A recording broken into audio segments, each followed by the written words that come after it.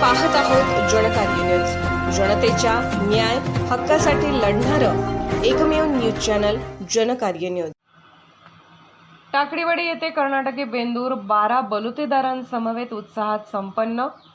टाकडीवाडी येथे कर्नाटकी बेंदूर पारंपरिक पद्धतीने खोत व आवटी यांना बैल पळवणे, गोराडे यांना बनीवरून उडी मारून खोबऱ्याची वाटी घेणे, सुतार कोळी जंगम यांना कर वाटप करणे, कोरवी समाजाने शुंभाची दोरी देणे, मातंग समाजाने लिंब खोबरे वाटी बैल देणे, बौद्ध समाजाने बनी देणे असे सर्व 12 बलुतेदार दिलेल्या मानानुसार आपली जबाबदारी पार करून सर्व 12 बलुतेदार मिळून एकोप्याने 400 वर्षाची परंपरा आज देखील बैलांना सजवून रेबीन रंगीबेरंगी फुगे बांधून वाजत गाजत कर्नाटकी बेंदूर साजरा केला जात आहे।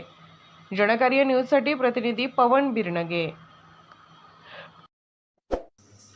जनकार्य न्यूजला लाईक करा, शेअर करा आणि सबस्क्राईब करा।